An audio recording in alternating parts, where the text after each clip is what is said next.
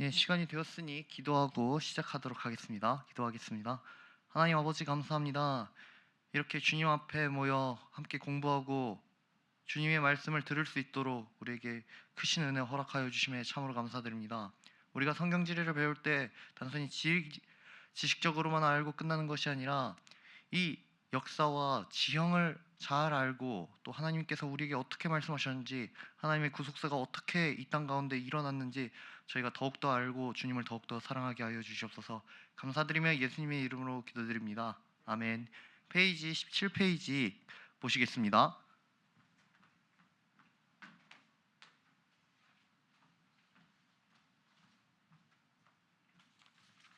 17페이지 사울의 죽음부터 함께 보시겠습니다. 17페이지 사울의 죽음입니다.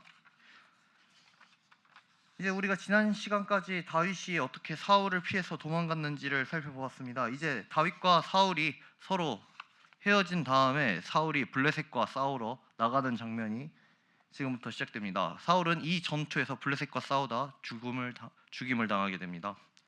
블레셋이 먼저 쳐들어왔습니다. 이렇게 해안 평야 이쪽에서 살던 블레셋이 이제 아벡을 거쳐서 여기 있는 벳산까지 향하기 위해서 이렇게 쳐들어왔습니다. 이스라엘 골짜기에 블레셋이 모였습니다. 블레셋이 그렇게 모여온 것은 이를 통하여 벳산을 정복하면은 이제 전체 이스라엘을 반으로 쪼갤 수 있기 때문에, 그리고 또 이 해안길에 대한 지배권을 더욱더 강화하기 위해서 블레셋이 이렇게 모인 것입니다. 이 지형의 중요성은 이미 사사기에서 드보라와 기드온의 내용을 통해 우리가 살펴보았습니다. 사울 동안 그 내용을 잘 알고 있었습니다. 그래서 군사를 일으켜서 블레셋과 싸우려고 함께 모였습니다. 이때 사울은 베셋 가까이에 있는 갈보아 산에 이스라엘 군대를 모았습니다. 과거 베색에서 군대를 모아 요단 동편 암몬을 물리친 적이 있었던 사울은 이번엔 하루셈, 모레산, 이스라엘 골짜기가 한눈에 보이는 갈보아 산에 진을 쳤습니다. 갈보아 산이 이제 위성지도를 이렇게 보시면 요렇게가 갈보아 산입니다. 요렇게가 이제 갈보아 산 위에서 이렇게 기드온이 있었던 그런 평야라든지 이런 지역을 이렇게 사울은 한눈에 봤던 것입니다. 이런 식의 산입니다. 식물도 있고요. 사울이 여기서 갈보아 산 위에서 이렇게 봅니다. 여기 하루셈에 기드온의 300용사가 있었고 여기 이스라엘 마을이 있습니다. 이스라엘 마을 뒤에 있는 여기 있는 갈보아 산은 이제 유사시에 이스라엘이 전투에서 패했을 때 피난할 수 있는 피난처였습니다. 하나님께서는 사울의 부름에 응답하시지 않습니다. 사울은 꿈으로도 우림으로도 하나님의 말씀을 찾지 못하였습니다. 결국 사울은 엔돌에서 점쟁이 무당을 찾아갑니다. 엔돌은 이제 여기 블레셋 진영이 이쪽인데 이 지역에 있는 엔돌입니다. 지금 지도를 보면은 여기가 수넴이고 여기가 모레산이면 엔돌이 대략 이쯤에 있습니다. 지금 여기 갈보아산에서 사울과 그의 군사들이 여기 위치해 있고 여기 수넴과 모레산 이 지역에 블레셋 군대가 있는데 요 뒤에 있는 엔돌에 사울이 하나님이 답이 없으니 엔돌에 신접한 여인을 찾아간 것입니다. 그는 블레셋을 크게 무찌른 다윗을 쫓아냈었고 또 우림과 둠밈으로 하나님의 뜻을 물을 수 있었던 제사장들을 노베서 죽였으며 또 선지자들을 떠나보냈던 사울이었습니다. 그러니 하나님께서 사울의 말에 응답하지 않았던 거고 하나님은 사울을 버렸던 것입니다. 사울은 사실 내심 패배할 줄 알았을 것입니다. 왜냐하면 객관적으로만 보아도 지금 블레셋의 병거 부대와 이스라엘의 보병은 전투에서 땅 부딪혔을 때 패배할 것이 자명했기 때문입니다. 아까 갈보아산 위에서 전경을 보았을 때 여기 이 지역은 평야지대입니다. 지금 블레셋의 철병거가 이 평야를 가로지르면서 뛰쳐올 때 이렇게 올 때 이스라엘 보병들은 추풍 낙엽처럼 쓰러질 수밖에 없다는 것입니다. 과거 드보라가 모레산에서 내려갔을 때 기드온이 그들을 무찔렀을 때랑은 상황이 다릅니다. 가장 중요했던 비라든지 뭐 그런 진흙벌이 되는 그게 아니라 하나님의 도움이 사울에게 없었기 때문입니다. 사울은 가장 중요한 하나님의 어떠한 도움도 기대할 수 없었던 상황이었습니다. 결국 사울은 이 전쟁에서 패배를 합니다. 사울의 아들들을 전투에서 잃고 자신의 목숨 또한 위험해지게 됩니다. 중상을 입었습니다. 사울은 이제 저 할례받지 않은 블레셋의 칼에 쓰러지기보다는 자기의 무기 든 자에게 자신을 죽여달라고 요청을 합니다. 그 사람은 사울의 이런 요청을 거절합니다. 사울은 쓸쓸하게 자신의 칼에 스스로 엎드려 생을 마감합니다. 그의 시체는 골리앗처럼 목이 잘려 블레셋 신당에 바쳐졌습니다. 또 남은 몸은 저주의 상징처럼 골짜기의 대표 도시였던 여기 벳산 성 위에 못 박혀 전시되게 되었습니다. 이런 끔찍한 일이 벌어지니 사울을 사랑하던 저 야베스 길르앗 사람들이 약 17km 떨어진 이 거리를 뛰어와서 사울의 시체를 수습해 나갑니다. 벳산이 여기 있고 여기서 대략 17km 떨어지면은 좋아요. 이 정도 거리 정도 되는 야베스 길르앗의 사람들이 벳산으로 와서 사울의 시신을 수습을 합니다. 성경을 읽겠습니다. 사무엘상 31장 12절 13절입니다. 제가 읽겠습니다. 사무엘상 31장 12절부터 13절입니다. 제가 읽겠습니다.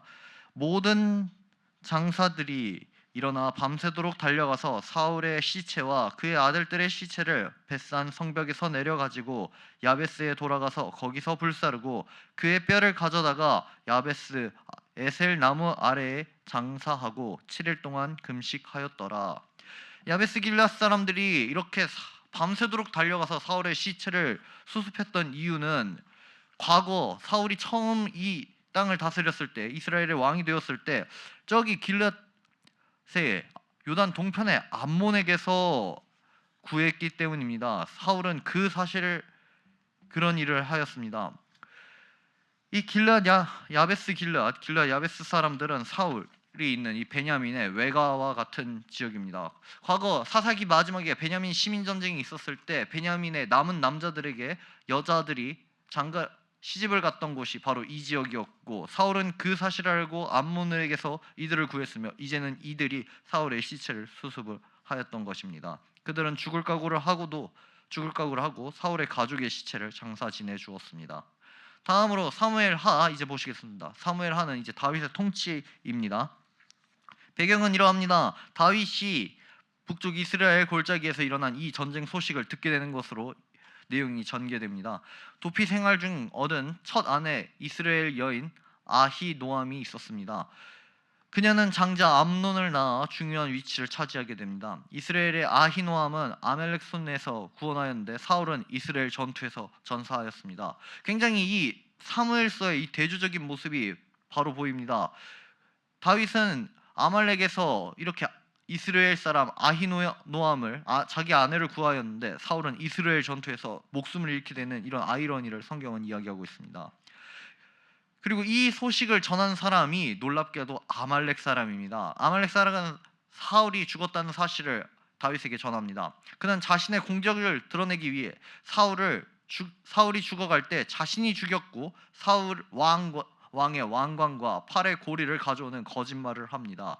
다윗은 이를 매우 안 좋게 여깁니다. 사무엘하 읽겠습니다. 사무엘하 1장 14절과 15절입니다. 다윗이 그에게 이르되 내가 어찌하여 손을 들어 여호와의 기름 부음 받은 자 죽이기를 두려워하지 아니하였느냐 하고 다윗이 청년 중 한 사람을 불러 이르되 가까이 가서 그를 죽이라 하매 그가 침에 곧 죽으니라. 이 아말렉 사람 입장에서는 이렇게 사울을 죽였다, 내가 사울의 왕관과 고리를 가져갔다 하면 다윗이 자신을 높일 줄 알았던 것입니다. 왜냐하면 이 아말렉 사람이 보기에도 사울이 다윗을 죽이려고 그동안 많은 일이 있었고 지금 다윗이 이렇게 다른 곳에 있으니 이렇게 원수가 죽었다는 소식과 원수의 이런 물품을 가져가면 자신을 선대할 줄 알았다는 것이죠. 그는 굉장히 인간적인 눈으로 살았던 것입니다. 그러나 다윗은 말을 합니다. 하나님께서 기름 부음 받은 자를 어떻게 이렇게 할 수 있었냐라고 14절에서 분명히 말을 합니다. 다윗은 사울의 죽음과 함께 요나단의 죽음 또한 접하게 됩니다. 그는 즉시 애가를 지어 사울과 요나단을 추모합니다. 사무엘하 1장 17절, 19절, 21절, 25절이 그 추모의 내용입니다. 17절에 이렇게 시작됩니다. 다윗이 이 슬픈 노래로 사울과 그의 아들 요나단을 조상하고, 다윗은 사울의 세 아들이 죽었지만 사울과 요나단을 조상한다는 내용만 말씀을 합니다. 또 갈보아 산을 저주를 합니다. 갈보아 산이 이로 인하여 아직도 민둥산으로 남아 있습니다.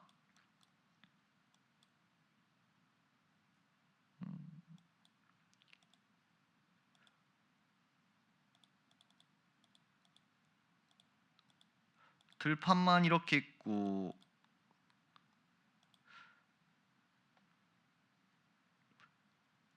그렇죠. 이렇게 갈보아 산 위에서 전경을 이렇게 볼 수 있다고 하네요. 요즘에서는.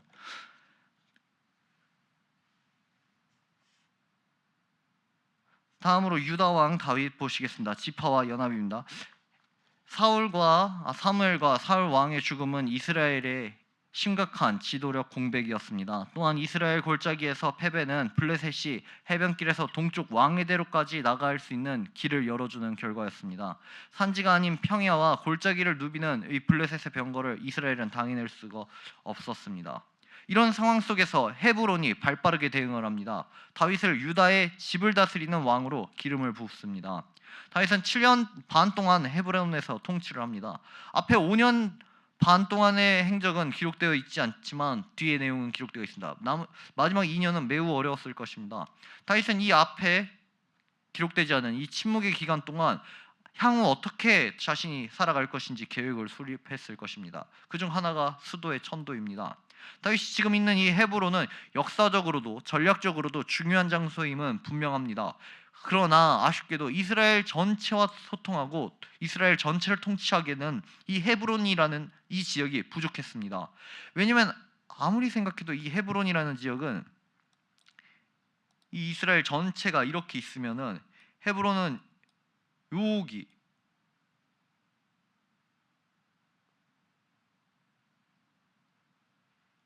여기 단에서부터 브엘세바까지 이르는 이 이스라엘 땅 전체에 헤브론은 여기 남서쪽이라 하죠. 남서쪽에 너무 치중해 있으니 이 이스라엘 전체를 다윗이 다스리기에는 헤브론보다 다른 중심이 될 수 있는, 이 이스라엘을 하나로 묶을 수 있는 그런 곳이 필요했다는 것입니다. 그곳이 바로 예루살렘입니다. 다윗은 예루살렘으로 수도를 옮길 생각을 갖게 됩니다. 다음으로 보시겠습니다. 마하나임 북쪽 지파가 이스보셋을 왕으로 세우다입니다. 블레셋에 사울이 패배한 후 5년 반 동안 북쪽에는 지도자가 없었습니다. 사무엘하 2장 10절에서 11절 내용 제가 읽겠습니다. 사울의 아들 이스보셋이 이스라엘의 왕이 될 때 나이가 40세이며 2해 동안 왕위에 있으니라. 유다 족속은 다윗을 따르니 다윗이 헤브론에서 유다 족속의 왕이 된 날수는 7년 6개월이더라. 유다의 왕이 된 다윗을 인정하기보다는 사울의 아들 이스보셋을 북쪽 지파는 왕으로 세웁니다. 사울의 군대 장관 아브넬이 실권을 잡았고 북쪽과 동쪽의 지지를 받으며 들어선 정부는 요단강 동편 마하나임에 이제 자리를 잡고 세력을 확장해 나갑니다. 이스보셋은 마하나임에서 왕으로 옹립되었지만 실권은 군대 장관 아브넬에게 있었습니다. 그렇게 이스보셋의 마하나임 그리고 다윗의 헤브론 이렇게 그냥 잘 서로 지내지 않았습니다. 다윗이 통일을 하게 됩니다. 그 첫 시작이 기브온 물가 전투입니다. 헤브론의 왕 다윗과 북쪽 지파 대표 이스보셋의 군대는 심각한 분쟁이 있었습니다. 자꾸만 이거 부딪히니까 분쟁이 일어나는 것이죠. 대표적인 전투가 기브온 물가에서 벌어졌습니다.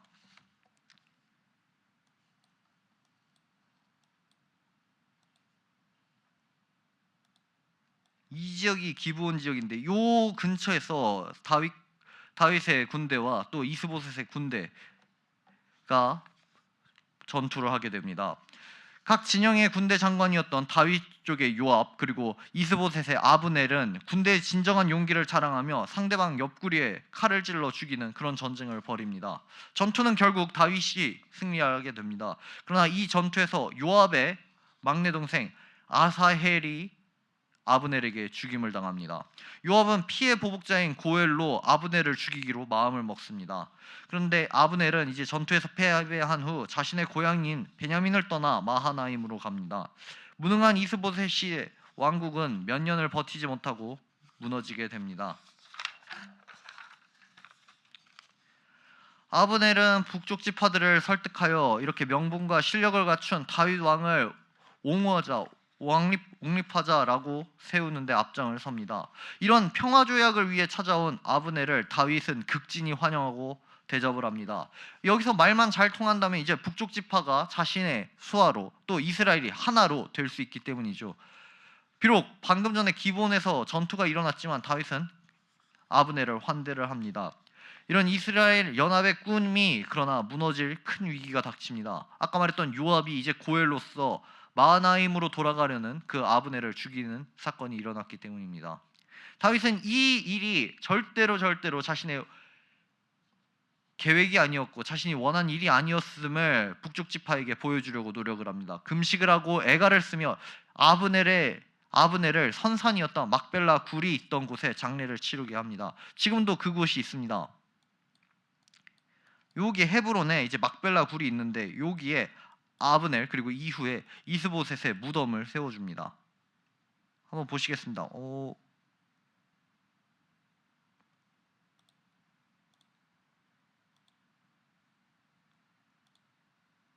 이렇게 오늘날은 이렇게 되어 있습니다. 여기가 막벨라 굴을 아브넬과 이스보셋이 묻힌 그런 장소로 요즘도 이렇게 기록하고 있습니다.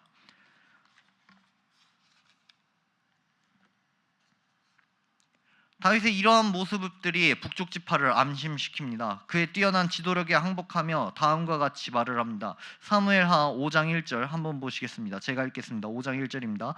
이스라엘 모든 지파가 헤브론에 이르러 다윗에게 나와 이르되 보소서 우리는 왕의 한 골육이니이다.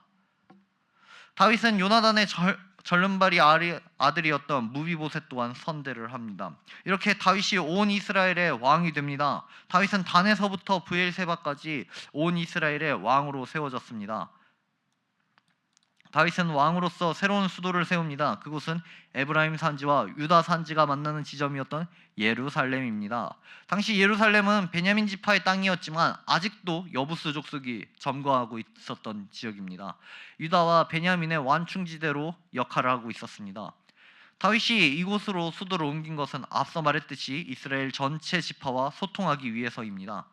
예루살렘이 지리적 중앙이어서가 아닙니다. 세종시처럼 우리나라 한 가운데 예루살렘이 있어서 다윗이 여기로 옮기려 했던 것이 아니라 예루살렘에 있는 이 베냐민 지역은 세겜에서 헤브론으로 그리고 베델에서 딥나세라로 여리고에서 라마를 거쳐 베토론으로 내려가는 그런 지리적 요충지였기 때문입니다.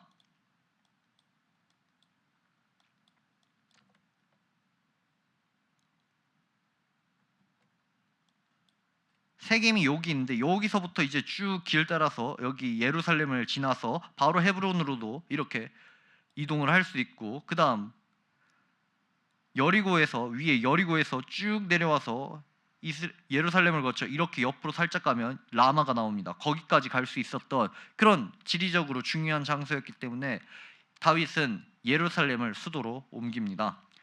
예루살렘에 있는 이 베냐민 산지 지대는 지파 전체와 소통할 수 있는 아주 중요한 장소였습니다. 물론 당연히 역사적으로도 또 종교적으로도 중요한 장소입니다. 아브라함이 이삭을 바치려 했던 그 모리아 산이 바로 예루살렘 이곳이었기 때문입니다. 다윗의 이런 통치를 하는데 여러 가지 문제가 생깁니다. 두 가지 하나는 사울 집안의 처리에 관한 문제입니다. 다윗이 이제 왕이 되었으니 자기 마음대로 할 수가 없는 것입니다. 기존의 세력들이 있었습니다. 그것이 바로 사울 집안입니다. 다윗은 이 문제에 대해 일찍이 사울과 요나단의 장례식에서 풀었습니다. 사울을 장사 지낸 야베스 길르앗에 전령을 보내 그들을 격려했고 또 나중엔 사울과 요나단의 뼈를 추려 고향에 안치시켰습니다. 또한 인척 관계를 활용을 합니다. 아브넬이 평화사절로 오기 전 다윗은 자신의 첫 아내였던 사울의 딸 미가를 돌려보낼 것을 요구를 합니다. 그리고 다음 문제론 이런 문제가 있었지만 다윗이 지혜롭게 해결을 했습니다. 사울 집안에 대한 문제는 다윗이 사전부터 잘 해결을 했는데 또 다른 문제가 하나 생겼습니다. 이제 막 이스라엘을 하나로 규합시킨 다윗은 북쪽에 가장 실권이 있었던 지파 에브라임 지파의 허락이 필요했던 것입니다. 유다 지파의 다윗이 베냐민 지파 땅에 이제 수도를 세우려고 하는 것입니다. 이 일이 에브라임 지파 보기에는 탐탁치 않은 일입니다. 아니 지금 유다 지파 사람이 우리와 계속 에브라임과 유다가 힘겨루기를 하고 있었던 상황에서 유다 지파의 왕이었던 다윗이 이제 수도를 옮기려 하는데 그러면 이제 아무래도 너 한 번 나 한 번 하듯이 이제 에브라임 땅에 수도를 세울 법도 한데 그러지 않고 베냐민 지파의 수도를 세우려 하니 이게 참 에브라임 지파 입장에서는 껄끄러운 것입니다. 그런데 다윗은 이 해결을 예루살렘을 정복함으로 해결을 합니다. 왜냐하면 과거 유다 사람들이 예루살렘을 정복을 했었습니다. 그런데 에브라임이 너희 유다 지금 지파의 경계를 어긴 거야. 예루살렘은 베냐민 땅이야. 그러니까 베냐민에게 반환해야 돼 라고 견제를 넣었던 것입니다. 유다가 자리를 비웁니다. 예루살렘을 비워줘서 베냐민 사람들에게 들어가라고 했습니다. 그런데 그때 재빠르게 여부스 족속이 베냐민 사람들이 오기 전에 예루살렘을 점거를 하였고 뒤늦게 도착한 베냐민 지파는 예루살렘을 정복하여 여부스를 없애기보다는 그냥 예루살렘을 내비두면서 양옆에 있던 큰 지파 유다와 에브라임의 완충지대로 남겨놓았습니다.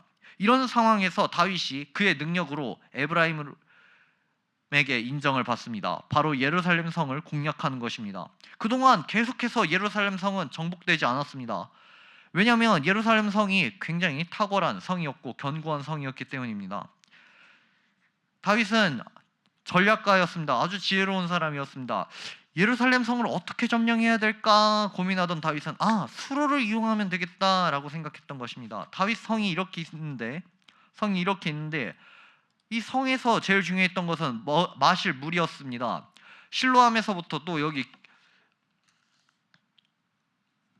지도를 보겠습니다. 지도를 보시는 게 더 좋을 것 같아요. 다윗 성이 오늘날에 여기가 이제 황금동이 있는 데가 이제 성전이 있는 곳이었고 그 옆에 요렇게 이거를 제가 찍어 보겠습니다. 대략 이 정도 범위가 다윗 성의 범위입니다. 이 범위인데 이 사이를 이제 실로암 연못이 오늘날에는 이제 이 실로암 연못이 말라가지고 주차장으로 쓰고 있는데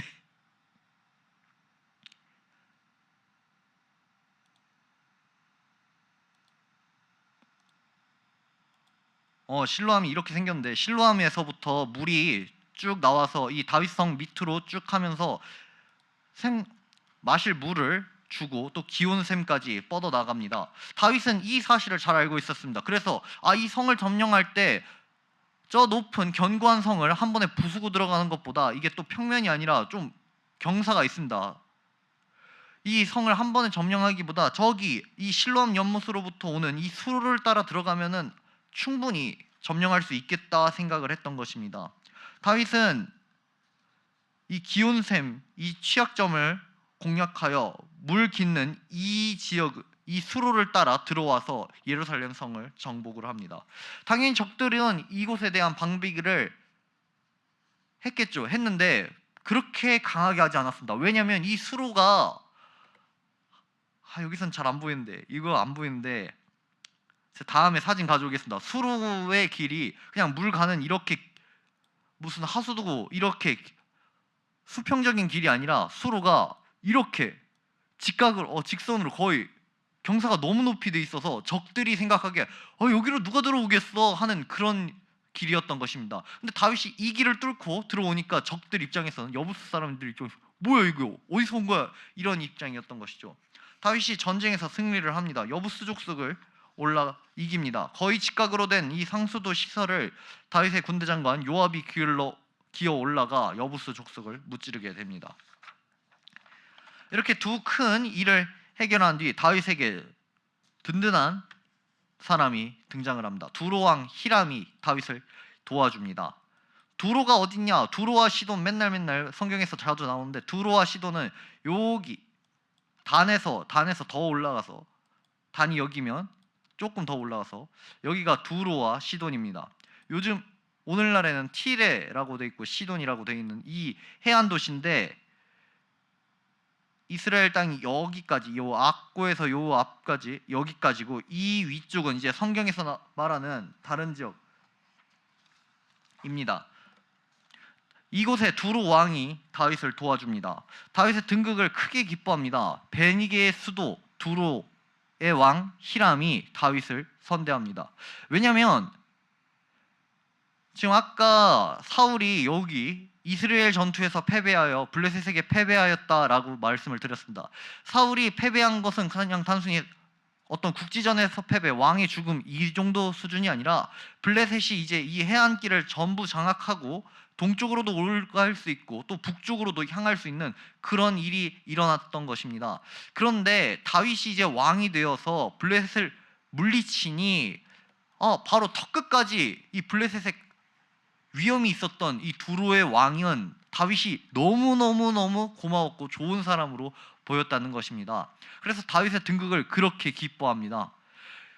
두로 왕 히람은 다윗이 블레셋을 이길 인물임을 알아차렸거나, 혹은 성경의 순서가 역사 순으로 기록된 것이 아니라 사건 순으로 기록되면서 블레셋과의 전쟁을 치른 후에 다윗을 보고 기뻐하는 것, 둘 중 하나로 해석할 수 있는데 둘 다 상관없이 히람은 다윗을 기뻐했습니다. 다윗의 왕궁을 지을 때 우리가 백향목을 지원하겠다라고 히람이 이야기를 하는 것입니다. 그러니 히람이 다윗에게 달려갔고 그들의 주특기였던 백향목을 이용한 건축수를 제공하는 것으로서 다윗에게 평화 협정을 맺고 화친 조약을 맺는 일을 통하여 안전을 위한 일이었습니다. 이제 블레셋이 침략을 해옵니다. 순서가 좀 다를 수 있어요. 역대상에서는 블레셋의 침략이 먼저고 그 다음에 히람이 나중에 나오기 때문에 이거는 성경을 보시면서 생각해 보시면 좋겠습니다. 이때까지 이제 블레셋은 다윗의 왕국을 위협적으로 보지 않았습니다. 사울은 죽었고 가나안의 주요 도로 해안길까지 자신들의 통제하에 있었기 때문이죠. 그러나 이제 다윗이 유다의 왕으로서 이스라엘을 하나로 규합하고 예루살렘을 중심으로 베냐민 산지와 그 도로를 통하여 세력을 확장하자, 이제 블레셋이 보기에 다윗은 위험한 사람, 위험 인물 이렇게 여기게 되었던 것입니다. 블레셋은 예루살렘의 남서쪽 쉐펠라를 통해 2번 이상 침략을 감행합니다. 2번의 군사 행동 모두 예루살렘의 남서쪽 병사지인 르바임 골짜기에서 일어납니다.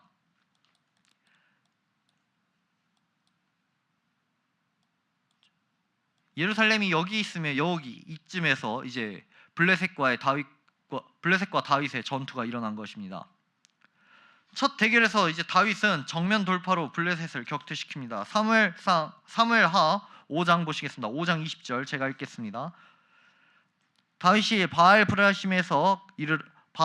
브라심에 이르러 거기서 그들을 치고 다윗이 말하되 여호와께서 물을 흩음같이 내 앞에서 내 대적을 흩으셨다 하므로 그곳 이름을 바알 브라심이라 부르니라. 예루살렘 밑에 있는 이 바알 브라심에서 다윗이 전투에서 승리를 합니다. 대략 요 어간에 있습니다.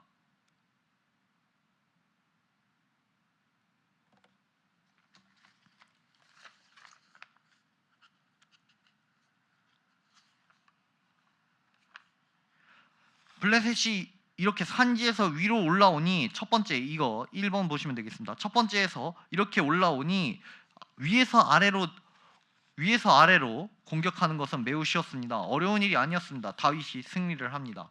두 번째 전투가 일어납니다. 두 번째 전투 또 블레셋이 아래에서 위로 올라옵니다. 이땐 여호와께서 명령을 하십니다. 사무엘하 5장 23절입니다. 다윗이 여호와께 여쭈니 이르시되 올라가지 말고 그들 뒤로 돌아서 뽕나무 숲을 맞은편에서 그들을 기습하되. 다윗은 하나님의 말씀을 듣고 삥 돌아서, 여기 녹색 화살표 보이시죠? 삥 돌아서 그들을 기습합니다. 진영 뒤로 돌아 포위하고 남서쪽에서 공격하라는 하나님의 작전이었습니다. 다윗은 블레셋이 올라온 길로 쳐들어가 공격해 나갑니다. 도망하는 블레셋이 이제 산지로 빠져나갑니다. 블레셋이 여기서 패배하니 이렇게 해서 이동을 하는 것입니다. 베토론길로 이동을 한 것입니다. 바로 옆으로 못 가는 것은 여기 산악 지역이 너무 험해서 그냥 이렇게 가는 것보다 길 따라서 이렇게 해서 아랫베토론 이쪽으로 블레셋이 내려가는 것입니다. 서쪽 기브온과 아얄론을 지나 게셀로 향합니다. 그러나 이 도망하는 길은 과거에서도 여호수아가 기브온 전투에서 가나안 연합군을 물리치고 추격했던 그 길이었습니다. 미스바에서 사무엘에게 패배하여 도망하였던 그 길로 또 블레셋이 도망을 갑니다. 요나단과 사울에게 믹마스에서부터 아얄론으로 추격을 당했던 그 길로 블레셋은 또 도망을 칩니다. 과거 당했던 동일한 도로를 따라 다윗이 블레셋을 추격함은 하나님께서 다윗을 사용하고 계시는구나, 다윗을 높이셨구나, 하나님께서 이 전쟁을 승리하셨구나 라는 것을 우리로 하여금 보여주게 됩니다. 더는 블레셋은 다윗의 상대가 아니었습니다. 게바에서 게셀에 이르는 정보를 통해 다윗은 중앙산지를 손에 넣었습니다. 또한 블레셋이 다윗에게 굴복을 합니다. 사무엘하 8장 1절 제가 읽겠습니다.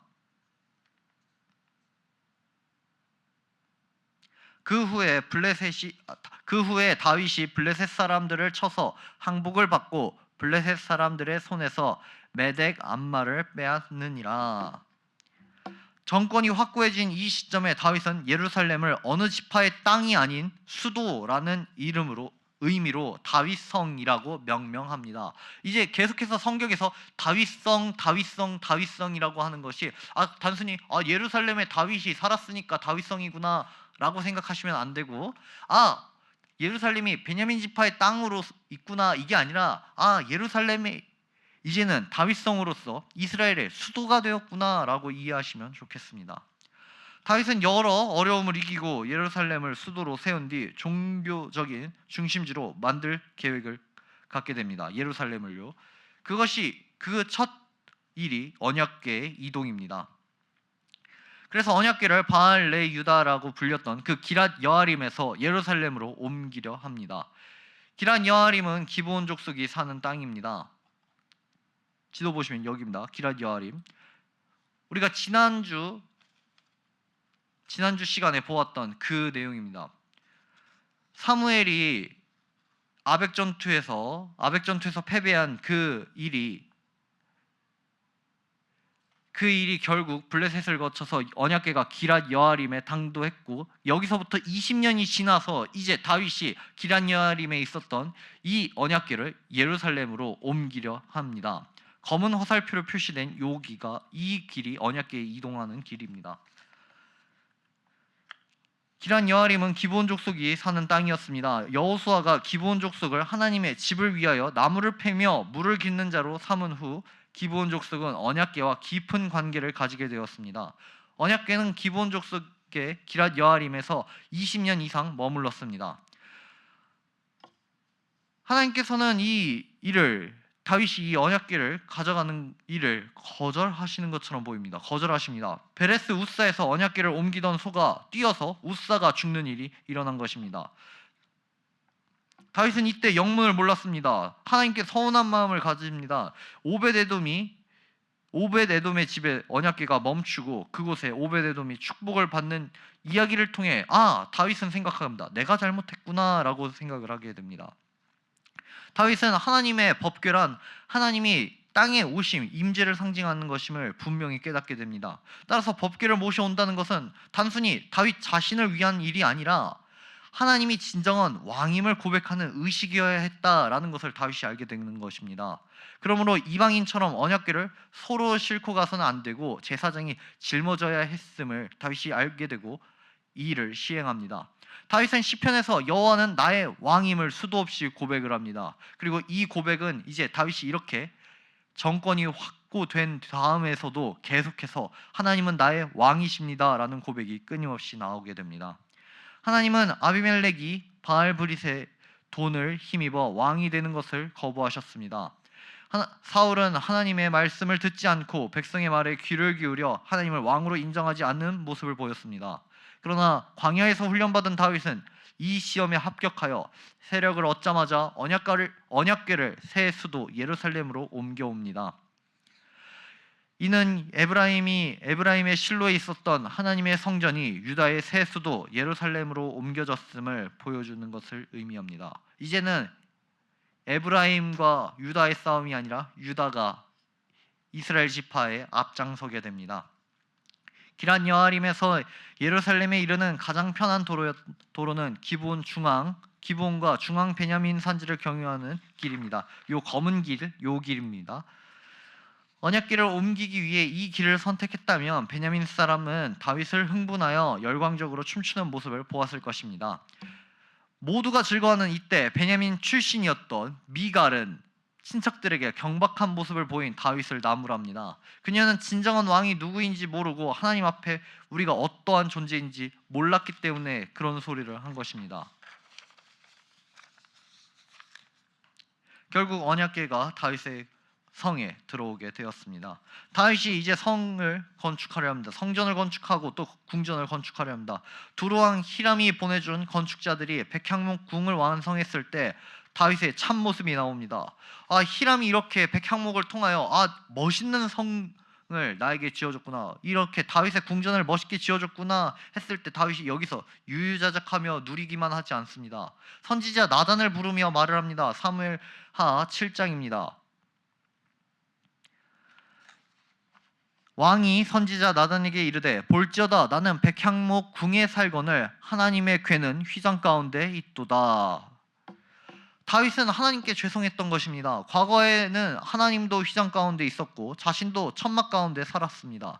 그러나 이제는 자신은 백향목 궁에 거하는데 하나님의 언약궤는 휘장 가운데 있는 것이 너무도 죄송한 것입니다. 시편 132편에서는 이렇게 노래합니다. 시편 132편 4절 5절만 제가 읽겠습니다. 시편 132편입니다.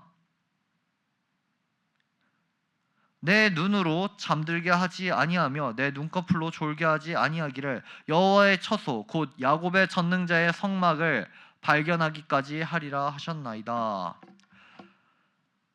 다윗은 우리 함께 하나님도 천막 나도 천막 있을 때는 그래도 내가 이렇게 하나님과 함께 있는구나 라는 생각이 들었지만 나는 훨씬 좋은, 당시 사람들은 돌이 많은 이스라엘 사람도 돌로 된 집을 짓고 살았고 나무로 된 집은 고급 주택인데 그 고급 나무 중에 고급 나무였던 백향목으로 궁 안에 살던 다윗은 천막 안에 있던 하나님의 저 여호와의 법궤의 모습을 보고 마음 아파하였습니다. 이 모습이 마치 굉장히 사이가 좋은 가족이 있습니다. 아버지와 어머니는 좀 허름한 방, 좁은 방에서 자고 아이들은 좋은 방, 넓은 방, 멋있는 방에서 재웠을 때 부모님 입장에서는 아이들이 그냥 잘 누리기만 해도 너무 아름답고 멋있는 모습인데 그 아이들이 이제는 이렇게 말을 하는 것입니다. 어머니 아버지 저 좋은 방 여기서 주무셔야지 제가 그런 좁은 방 들어가고, 이런 참 아름다운 사랑의 모습을 하나님이 보신 것입니다. 그러자 하나님은 다윗에게 더 놀라운 계획을 가지고 있었다는 것을 말씀해 주십니다. 다윗이 하나님의 집을 짓겠다라고 했을 때 하나님이 그것을 물리시고 내가 너의 집을 짓겠다라고 말씀하십니다. 사무엘하 7장 내용 11절부터 13절 제가 읽겠습니다. 전에 내가 사사에게 명령하여 내 백성 이스라엘을 다스리던 때와 같지 아니하게 하고 너를 모든 원수에게서 벗어나 편히 쉬게 하리라. 여호와가 또 내게 이르노니 여호와가 너를 위하여 집을 짓고 내 수완이 차서 내 조상들과 함께 누울 때 내가 내 몸에서 내 씨를 내 뒤에 세워 그의 나라를 견고하게 하리라. 그는 내 이름을 위하여 집을 건축할 것이요 나는 그의 나라 왕위를 영원히 견고하게 하리라. 다윗에게 성전 건축을 중지시킨 후 하나님은 먼저 다윗의 집을 짓겠다고 말씀하라 하십니다. 여호와 하나님이 세울 다윗의 집은 영원히 견고하게 되는 것입니다. 그리고 여호와의 전은 다윗의 다음 왕이 짓게 될 것입니다. 하나님은 구약의 어느 누구에게도 하지 않았던 그 영원한 왕위를 다윗에게 약속을 하십니다. 이것이 그 유명한 다윗 언약이며 이 언약에 근거하여 예수님은 다윗의 후손으로 이 땅에 오셨습니다. 다윗이 또 정복을 합니다. 동쪽 지역을 정복을 합니다. 블레셋을 정벌한 후 동쪽 모압을 정벌하기 시작합니다. 모압을 쳐서 땅에 누이고 두 줄 길이는 죽이고 한 줄 길이는 살렸습니다. 이는 모압 사람 3분의 1을 죽였다는 의미로 해석됩니다. 다윗이 이토록 잔인했던 것은 전승에 따르면 모압 사람들이 다윗의 아버지 이새와 어머니를 죽였고 다윗은 이에 대한 피해 보복을 한 것으로 전해집니다. 성경에선 이 내용이 없으니 그냥 그런 이야기도 있구나 하는 정도로 받아들이시면 되겠습니다. 두 번째 정독은 북동쪽 아람 지역이었던 소바왕 하닷에셀입니다. 이 전쟁은 사무엘하 10장의 모압 암몬 전쟁과 연결이 됩니다. 왜냐하면 암몬을 도우러 이제 하닷에셀이 군대를 파견하였고 다윗은 암몬을 정복한 후 그 하닷에셀까지 정복하는 내용이 사무엘하 10장에 기록되어 있습니다. 다메섹에서부터 이제 북쪽 약 180km 위치한 이 하맛 왕 도이가 자신의 적인 하닷에셀을 쳐준 다윗에게 은그릇과 금그릇, 녹그릇을 많이 가져와서 성전 건축에 바칩니다.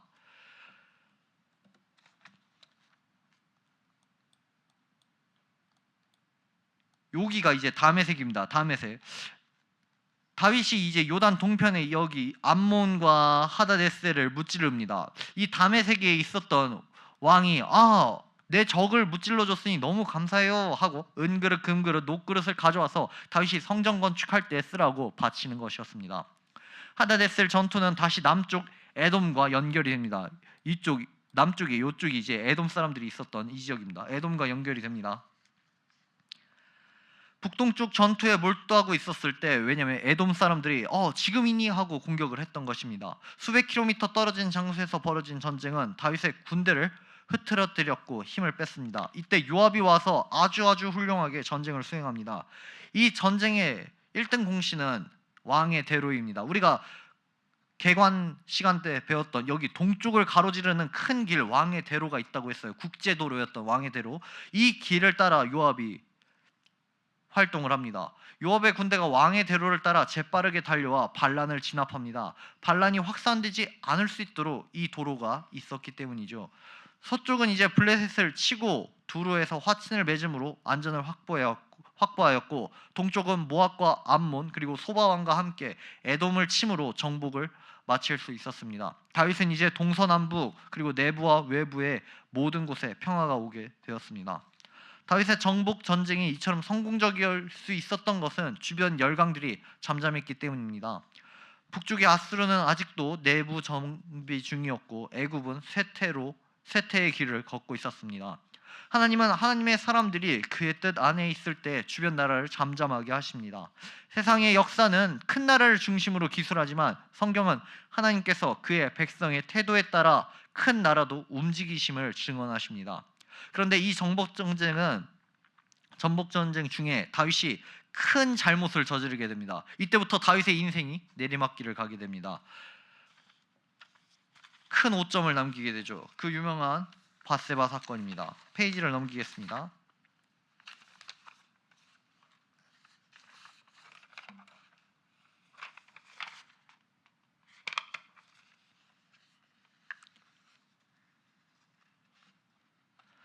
주변 나라를 평정한 다윗은 다시 내부 문제를 살펴보아야 했습니다. 예루살렘은 여전히 베냐민 땅이었고 그들을 달래는 정책이 필요했습니다. 왕국이 안정을 찾자 다윗은 요나단과 언약을 떠올립니다. 살해생전 요나단과 다윗이 함께 하기로 했었던 그 평화의 언약을 기억합니다. 이 언약을 기억하고 요나단의 아들 무비보셋을 찾아 궁에 들이고 아들처럼 대접을 합니다. 그리고 사울의 재산 또한 확보해 줍니다. 이런 호의는 단순히 요나단과의 약속 때문만이 아니라 베냐민 지파의 반발을 달래기 위함이기도 합니다. 그러나 사울의 집안을 징계해야 할 일이 생깁니다. 단순히 베냐민 지파만 사울의 집안만 우쭈쭈 해줄 수가 없었습니다. 사울이 제사장들을 죽였을 뿐만 아니라 여호수아가 언약을 맺고 살려준 기브온 족속을 죽였기 때문입니다. 이미 언급한 대로 이스보셋의 죽음도 이 일과 관련이 있었습니다. 기브온 족속이었던 브에롯 사람들은 자신의 땅을 베냐민 지파에게 빼앗기고 또 해변길 근처 깃다임으로 쫓겨난 상태였습니다. 여호와를 두고 맹세한 언약을 파기한 일로 인하여 다윗 시대에 3년 기근이 나타나게 됩니다. 다윗은 기브온 족속에게 속죄할 방법을 구했고 그들은 그러면 사울 집안 사람 7명을 목매어 달라라고 요구를 합니다. 이때 다윗은 요나단과의 약속이 있었기 때문에 무비보셋을 제외한 7명을 나무에 달려 죽이고 저주는 풀리게 됩니다. 이때 사울의 뼈와 요나단의 뼈를 가지고 그들의 선산에 묻고 죽은 자들도 목매어서 죽은 자들도 베냐민 땅 셀라기스의 묘에 장사하게 합니다.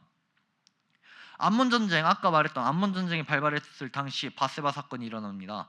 동쪽 정복 전쟁이 활동 중에 일어난 사건입니다. 이스라엘과 평화 관계를 유지하였던 암몬은 왕조가 바뀌자, 사울에서 다윗으로 왕조가 바뀌자 다윗 왕국에 외교적인 문제를 일으킵니다. 그것은 이스라엘 사신에게 하의와 수염을 잘라서 수치를 준 것입니다. 당시 고대 근동에서 남성의 수염은 굉장히 권위와 힘을 상징하는 것이었습니다. 수염이 잘릴지언정 수염을 자를래 목을 자를래 하면은 당시 사람들은 차라리 목을 베시오 수염은 자르지 마시오 했었습니다. 그런데 암몬 사람들이 다윗의 이 신하들을, 이스라엘의 사신을, 심지어 사신을, 외교관의 수염을 자르는 일이 벌어진 것입니다. 그들은 너무 수치스러워서 예루살렘에 바로 돌아가서 보고하지 않고 여리고에 머물러서 세월을 보냅니다. 이것이 그냥 뭐 수염 좀 잘랐다고 대수야? 라고 생각하시면 안 됩니다. 굉장히 외교적으로 큰 일입니다. 외교관의 수염을 자른 것은 마치 전쟁을 선포한 것이나 다름이 없었습니다. 다윗은 요압과 아비새를 앞세워 군대를 파견합니다. 요압은 들에 있던 아람 사람들과 싸우고 아비새는 립바 암몬 성에 있었던 암몬과 싸워 1차 승리를 거둡니다. 그러나 난공불락의 암몬 성은 함락하지 못하고 오랜 기간 포위하여 그들의 식량이 떨어져 항복하기를 기다리는 공성전을 펼칩니다. 이때 전쟁 중에 다윗이 예루살렘 다윗성에 있었던 것입니다. 다윗의 궁궐은 성의 높은 곳에 있었습니다. 아까 보여드렸던 요 다윗성 이 지역이 그냥 전부 다 다윗성이지만 다윗 혼자만 이 지역을 전부 다 다스리고 있는 것이 아니라 여기서 가장 높았던 모든 것이 보였던 이 곳에 다윗이 살았고 그 밑에 점점 평면도로 보시면 약간 이런 식의 땅인 것입니다. 다윗 왕이 여기서 제일 높은 곳에서 살면 그 공로에 따라 신하들이 이렇게 낮은 집에 이렇게 살았다고 이해하시면 되겠습니다. 다윗이 이렇게 가장 높은 곳에서 궁궐을 거닐고 있었습니다. 이스라엘의 전형적인 집은 4개의 방을 가진 구조로 한쪽에는 지붕이 없었습니다. 지붕이 없는 이유는 그 지붕 없는 방에서 음식을 해서 연기가 하늘로 올라가게 하거나 혹은 몸을 씻게 하는 그런 구조였기 때문입니다. 다윗은 고대 근동의 특유의 낮잠 시간을 지키고 일어나서 저녁 때 옥상에 올라갑니다. 그곳에서 목욕을 하는 한 여인을 보게 되는데 바로 바세바입니다. 그 여인을 보게 되어 왕의 직권으로 여인을 불러 동침하게 되고 그녀가 임신하게 되었습니다. 이 여인은 다윗의 군대 용사 중 하나였던 우리아의 아내 바세바였습니다. 다윗성에 살 수 있었던 사람은 다윗의 군대 최측근이어야 가능했기 때문입니다. 다윗은 햇사람 우리아를 불러 술에 취하게 합니다. 그러나 우리아는 왕궁 30m도 안 되는 집에 들어가지도 않습니다. 30m면은 정말 짧은 거리인데 그 왕궁에서 나와서 조금만 걸어가면은 바로 집인데 거기를 안 들어가는 것입니다. 우리아가. 왜냐? 전쟁 중에 내가 이 가정에서 누리고 평화를 즐기는 것이 사치다. 지금 내 전우들은 저기 죽음이 오가는 전장터에서 싸우고 있는데 내가 여기서 있을 수 없지라고 우리아는 충성을 지켰던 것입니다. 그러나 우리아의 이러한 충성심은 결국 죽음으로 향하게 됩니다. 다윗은 우리아를 그의 아내와 동침시킴으로 자신의 잘못을 덮고자 하였지만 계획이 실패합니다. 요압을 시켜서 우리아를 사지로 몰아넣습니다. 요압은 다윗의 지시를 따라 암몬 성 문 앞까지 우리아를 보내 죽음에 이르게 합니다. 다른 병사들도 함께 목숨을 잃게 됩니다. 다윗은 자신의 허물을 덮기 위해 충신과 또 병사들을 죽인 죄를 범하게 됩니다. 이를 하나님께서 평가하시기에 여호와 보시기에 악했다라고 합니다. 다윗이 회개를 합니다. 이 일로 나단 선지자에게 호된 질책을 받습니다. 그때 다윗은 사울과 다른 차이점을 보여줍니다. 둘 다 죄를 지었고 굳이 따지면 솔직히 다윗의 죄가 더 무거워 보입니다. 우리 사람의 눈에 봤을 때.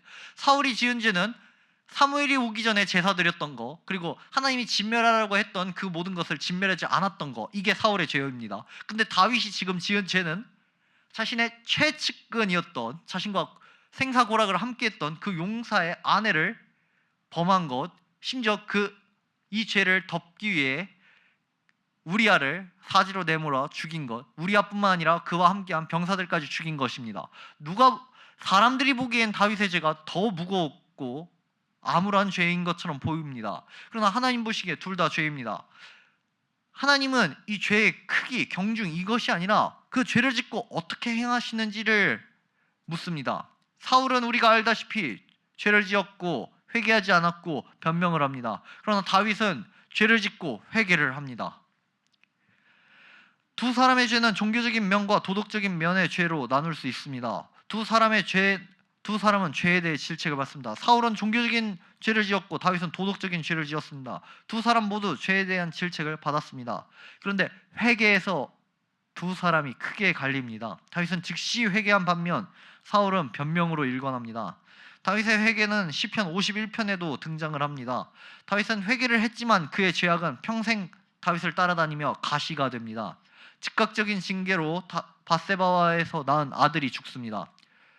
그러나 회개하여 하나님으로부터 솔로몬이라는 위로의 선물을 받습니다. 솔로몬은 하나님께 사랑받는 자라는 뜻으로 이름으로 나단이 그의 이름을 짓습니다. 여디디아라고 솔로몬을 부릅니다. 다윗의 이제 죄에 대한 대가를 치르는 사건들이 이제 그의 인생 말년에 계속해서 일어납니다. 암몬이 강간을 합니다. 죄를 지은 후 회개하면 끝이 아닙니다. 회개를 했다면 그건 관계에 대한 일이고 이제 그에 대한 합당한 대가를 치러야 합니다. 아버지의 음란한 이 뒷모습을 보고 장남 암논이 이복 동생 다말을 강간을 합니다. 다윗은 분노했지만 자신의 약점 때문인지 합당한 징계를 암논에게 내리지 않습니다. 다말의 친오빠였던 압살롬이 다윗의 이런 미적지근한 처신에 실망하며 자신이 직접 나섭니다. 베델리업 에브라임 산지에서 가장 높은 바알 하솔에서 양털 깎는 축제를 연 뒤 암논을 살해했던 것이죠. 압살롬은 이 일로 외할아버지의 나라 그술로 도망을 갑니다. 그술은 갈릴리 바다 북쪽 벳세다를 수도로 하는 곳으로 추정됩니다. 얼마 후 압살롬은 요압의 계략으로 다윗 성으로 돌아오게 됩니다. 이때 드구아의 지혜로운 여인이 요압의 계략을 위해 나섭니다. 여인은 다윗의 이야기를 다른 사람의 이야기인 것처럼 말해서 다윗을 스스로 돌아보게끔 합니다. 압살롬이 이 일을 통하여 그술에서 돌아옵니다. 압살롬은 그술에서 돌아왔지만 다윗은 그의 얼굴을 보지 않았고 군대 장관 요압도 압살롬을 외면합니다. 압살롬은 이번에도 직접 나섭니다. 요압의 밭을 불태우면서 요압과 만나 단판을 지어 아버지 다윗을 만나게 됩니다. 이후 압살롬은 다윗 왕의 암묵적인 승인하에 성문 앞에서 재판을 하며 지냅니다. 다말 사건 때처럼 뚜렷한 태도를 보이지 않고 반감만 하는 아버지에 대해 반발하며 이런 반란을 일으킨 것입니다. 이 반란에 다윗의 친구이자 참모인 아히도벨이 모사로 압살롬과 함께합니다. 아히도벨은 밧세바의 외할아버지로 그의 손녀 사위가 다윗에 의해 죽은 것을 잘 알았던 것입니다. 다윗에게 원한을 품었고 때마침 이렇게 압살롬이 반역을 일으키니 도운 것입니다. 다윗의 후처를 대낮에 사람들 앞에서 강간하여 왕권을 차지했음을 보이라는 이런 패륜적인 전략을 압살롬에게 제시한 게 바로 아히도벨이었습니다. 헤브론에서 이제 압살롬이 반란을 일으킵니다. 압살롬은 이제 현재 서열상 세자에 해당하는 인물입니다. 그는 성문에서 민심을 얻은 후 자기 사람들을 헤브론으로 불러 반역을 일으킵니다. 민주주의 시대도 아니지만 민심을 모은 것은 상당히 의미가 있었습니다. 왜냐하면 백성들이 나를 추대하던 뭐 하던 왕권이 있던 시대인데 왕이 계승은 이런 뭔가 정통성 이런 걸로 되는 거 아닌가? 백성들이 민심이 있는 게 왜 중요하지? 라고 생각할 수 있는데 민심은 당연히 그 당시에 너무 중요했습니다. 왜냐하면 민심이 곧 군사력이기 때문입니다. 당시 군대의 형태는 오늘날 우리나라의 예비군과 같습니다. 저도 예비군 훈련을 다녀왔는데 예비군은 이제 평상시에 일상생활을 하다가 나라의 부름을 받으면 잠깐 훈련받는 그런 군사고, 또 전시 상황이 됐을 때 바로 총 들고 나가서 싸울 수 있는 그런 예비 전력입니다. 이스라엘은 당시 시대는 이런 식의 군사들이 있었습니다. 이런 식으로 사람들이 살았던 것입니다. 어떤 직업적인 전문적인 군인들만이 군대의 역할을 감당했던 것이 아니라 어제까지 반농사하고 어업하던 사람들이 오늘 블레셋이 쳐들어왔다는데 다들 모여 하면은 싹 무기 들고 모였던 그런 모습이었던 것입니다. 그래서 압살롬이 백성들의 마음을 훔쳤다, 민심을 모았다라고 했던 것은 굉장히 중요한 내용인 것입니다. 압살롬이 헤브론으로 이동한 것은 다윗이 네게브에서 활동할 때부터 장로들과 친밀한 관계를 유지했던 것이고, 헤브론이 또 다윗의 아내 아비가일과 또 인척 관계가 있었던 곳이고, 통일 왕국을 이루기 전 다윗이 7년 반 동안 다스리던 그런 절대적으로 다윗을 지지했던 도시였기 때문입니다. 이런 헤브론에서 반역을 주도해 다윗을 죽이려고 압살롬이 난을 일으킵니다. 이런 것이 가능했던 주요 원인은 다윗이 수도를 천도했기 때문입니다. 아무리 이스라엘 모든 지파를 규합시키기 위한 그런 대의가 있었다 할지라도 헤브론 사람들 입장에서는 이런 수도의 천도가 달갑지 않았을 것입니다. 당연히 오늘날 사람들에게도 당연히 적용됩니다. 만약 대통령이 우리나라 수도를 서울에서 세종으로 옮기겠다라고 했을 때 서울 사람들이 그 일을 절대 달갑게 여기지 않을 거죠. 그런 것처럼 헤브론 사람들이 다윗을 적극 지지하지만 한편으로는 섭섭했던 것이 있었던 것입니다. 다윗 시대의 그 파급 효과는 더욱더 심했습니다. 유다의 핵심 도시였던 헤브론은 제2의 도시로 전락되었고, 부는 예루살렘으로 향하였습니다. 다윗은 통일 국가의 세금을 공평하게 거둡니다. 헤브론에도 100만 원, 서울에도 100만 원, 예루살렘에도 100만 원, 기브온에도 100만 원, 다 이렇게 100만 원씩 거두는 것입니다. 이게 또 헤브론 사람들 입장에서는 참 마음이 아픕니다. 아니, 방금 전까지만 해도 여기가 수도였는데 또 너 유다 사람이고 우리 유다 지파의 가장 큰 도시인 이 헤브론을 좀 배려해서 우린 좀 깎아주면 안 되냐? 이렇게 생각할 수도 있었던 거죠. 근데 다윗은 그렇게 안 했어요. 그러니 헤브론 사람들 입장에서는 수도도 옮겨, 세금도 혜택도 없어 하니 내심 서운한 마음이 있었던 것입니다. 그러니 압살롬이 이 헤브론에서 반역을 일으켰을 때 지금 무슨 짓이야? 라고 들고 일으키기보다 그래도 압살롬 나쁘지 않지? 라고 받아들일 수 있었던 것입니다. 다음 마하나임 보시겠습니다. 마하나임, 다윗의 피신과 내전입니다.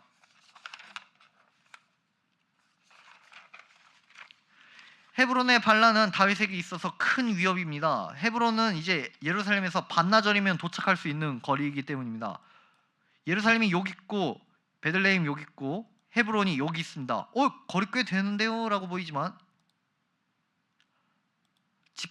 직선거리로 약 27km, 한 30km 정도 되는 거리입니다. 아무리 그때 당시 차가 없다 뭐가 없다 하지만 그래도 도로가, 가장 중요했던 도로가 발달되어 있었고 당시 말도 있고 나귀도 있었으니 반나절이면 충분히 헤브론에서 예루살렘으로 이동할 수 있었습니다. 그러니 다윗의 입장에서 이 헤브론에서 반란이 일어났다는 것은 굉장히 시급한 일이었습니다. 다윗은 곧바로 도망을 하게 됩니다. 다윗성에서 겟세마네로, 감람산으로, 또 바후림으로, 요단강을 건너 마하나임으로 이동하게 됩니다. 보겠습니다. 여기가 이제 다윗성입니다. 다윗성에서 다윗이 쭉 이동합니다. 여기 겟세마네, 여기로 가고 겟세마네로 가고, 그리고 요 앞에 겟세마네 앞에 있는 여기 감람산 올리브산으로 가고, 여기서 쭉 이렇게 동쪽으로 길 따라서 올라가면서 요단강을 마주하게 됩니다. 감람산에서 동쪽으로 쭉 올라가서 길 따라서 올라가서 요단강을 마주하게 됩니다. 요단강에서 이제 다윗이 이 강을 건너고 옆으로 와서 야복강 위에 있는 여기 있는 마하나임으로 다윗이 피신을 하게 됩니다.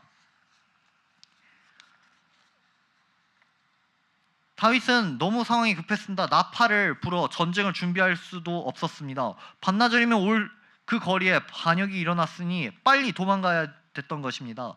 그런 중에서도 다윗은 하나님께 은혜를 구합니다. 언약궤를 돌려보내면서도 하나님께서 자신을 긍휼히 여기시면 이 언약궤가 돌아올 것이라고 다윗은 생각했습니다.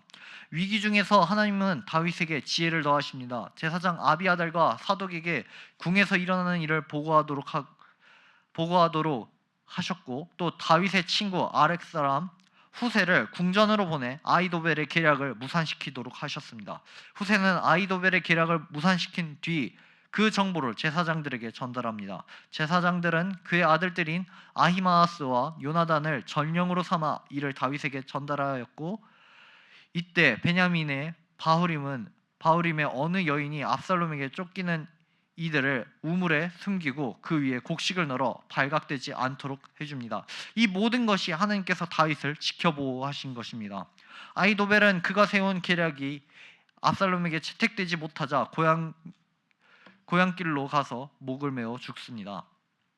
다윗은 길르앗 지역에 도착한 후 거기서 가장 안전한 마하나임으로 이동을 합니다. 예루살렘에서 바후림을 지나 쭉 요단강을 건너서 마하나임으로 다윗이 왔던 것입니다.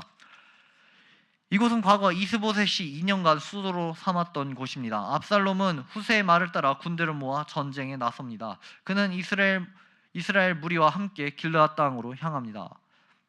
한편 암몬 사람과 길르앗 사람 그리고 바르실레가 마하나임에 도착한 다윗에게 군수 물자와 편의 물자를 모두 제공을 합니다. 야복강 아래 숲곳이 있는 에브라임 수풀에서 전쟁이 벌어집니다. 다윗의 친히 되는 오압지졸의 이스라엘 군대에게서 승리를 거둡니다. 요단강 근처 물이 있는 곳에는 테레빈이라는 상수리 나무가 많았습니다. 이렇게 삼각김밥처럼 생긴 이런 상수리 나무가 많았습니다. 상수리 나무 아래가 평평하여 지나가기가 쉬운 듯 하지만 요 정도 높이면 양들이 이렇게 양들이 발을 들어서 요 위에 나무잎을 먹게 됩니다. 그래서 먹는 데만 깔끔하게 먹히고 먹지 않은 요런 데는 나뭇가지가 거칠거칠해서 사람들이 지나갈 때 머리를 상하게 합니다. 압살롬이 뭐 나무에 걸려서 죽었다? 어이 무슨 나무길래 걸렸다는 거야? 하는 그 나무가 바로 요 상수리 나무입니다. 이 밑에는 이제 양들이 먹어서 좀 깔끔하게 뭐 걸리는 데가 없었지만 요 위에는 양들이 먹지 못하는 부분이기 때문에 압살롬이 나귀를 타고 이 밑으로 지나가다가 머리가 걸려서 요압에게 발각되어 죽임을 당하게 되는 것입니다. 다윗은 정치가였습니다. 압살롬은 자신의 아들일 뿐만 아니라 전쟁 이후 평화를 위해 중요한 인물입니다. 또 혈통적으로 장자인 압살롬을 살리면 전쟁 후 반역한 저 헤브론에 유다를 품을 수 있었습니다. 그러나 요압은 다윗의 간구에도 군인 정신으로 압살롬을 죽입니다. 다윗은 승리를 거뒀지만 너무 슬픈 승리였습니다. 장자를 죽이면서까지 자신이 지었던 그 죄의 대가를 치르는 전쟁이었기 때문입니다. 전쟁을 승리로 이끈 다윗은 군대가 민망히 여길 만큼 비통에 젖어 슬피 웁니다. 요압이 그를 꾸짖고 그제서야 정신을 가다듬고 반란과 전쟁을 수습합니다. 먼저 유다 지파를 달리기 위해 자신의 작은 누이의 아들인 아미사를 군대 장관으로 세웁니다. 아미사는 압살롬의 군대 장관으로 큰 누이의 아들 요압과는 이종 사촌입니다. 이때 아마사를 군대 장관으로 세운 것은 요압을 견제함과 동시에 유다를 품기 위한 다윗의 시도였습니다. 또한 유다 지파의 사람을 보내 자신을 예루살렘으로 모셔가는데 앞장설 것을 요구합니다.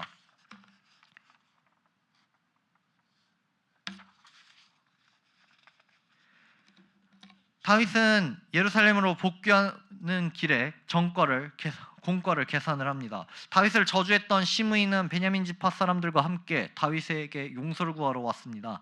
다윗은 시므이 개인이 아니라 베냐민과 화친을 맺는다는 입장에서 그가 저주했던 것을 기억하나 참습니다.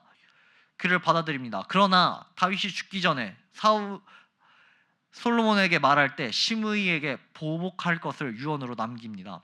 또 다윗은 피난 중에 요나단의 아들이자 절름발이었던 무비보셋에 대해 그의 종 시바에게 부정적인 이야기를 듣게 됩니다. 그런데 직접 다윗이 돌아와 보니 무비보셋은 왕이 돌아올 때까지 수염도 깎지 않고 옷도 빨지 않은 태도로 진실을 증명했던 것입니다. 무비보셋과 그의 종 시바의 관계는 다윗이 이해하기 힘든 부분이 있었지만 다윗은 그래도 무비보셋이 좀 더 진실하다고 판단을 합니다. 그래서 시바에게 말한 것을 취소할 수 없기 때문에 재산을 반씩 나누어 둘에게 줍니다. 길앗 사람 바르실레는 다윗이 마하나임에 있는 동안 그를 섬긴 자였습니다. 다윗이 이제 예루살렘으로 돌아가면서 당신이 나를 잘 선대해줬고 도와줘서 내가 보답하고자 함께 예루살렘으로 가자라고 제안을 합니다. 그러나 바르실레는 내가 나이가 몇인데 거길 또 가냐, 날 데려가지 말고 내 아들 김함을 데려가 달라라고 다윗에게 요구를 합니다. 다윗은 김함을 예루살렘으로 데려와 왕의 식탁에서 먹도록 대우하였고 유언으로도 솔로몬에게 김함을 부탁을 합니다. 이렇게 다 끝나는 줄 알았지만 또 반역이 일어납니다. 북쪽 지파에서 반역이 일어납니다. 압살롬의 반역이 유다 지파에서의 반역이었다면 이제 북쪽에서 세바라는 베냐민 출신이 반역을 일으킵니다. 베냐민 지파 세바는 비그리의 아들입니다. 북쪽으로 가면서 사람들을 모아 봉기를 합니다. 이는 북쪽 지파가 다윗에게서 벗어나려는 시도였습니다. 이에 다윗은 군사력으로 그들을 제압합니다. 아마사가 다윗이 명령한 기일을 넘기며 지체하니 다윗은 요압의 동생 아비새를 장관으로 임명해 세바를 진압하라고 명령합니다. 아비새가 군대를 모아 출발하자 요압이 다시 실세가 되었습니다. 이제 아마사도 없고 아비새도 없으니 요압이 궁궐에 실세가 된 것입니다. 요압은 베냐민 기브온 큰 바위 곁에서 칼로 아마사를 죽입니다. 아마사가 돌아왔습니다. 요압은 이후 단지경 아벨 벳마가까지 추격해 세바가 숨어 들어간 성읍을 정복하고자 했습니다. 정세가 기울었음을 판단한 아벨 벳마가의 한 지혜로운 여인이 중재에 나서 세바를 제거함으로 북쪽엔 안정이 찾아오게 됩니다. 인구조사까지 보고 오늘 마치겠습니다. 다윗이 말년에 인구조사를 실시합니다. 그곳이 어디냐? 여기는 오늘날에도 남아 있습니다.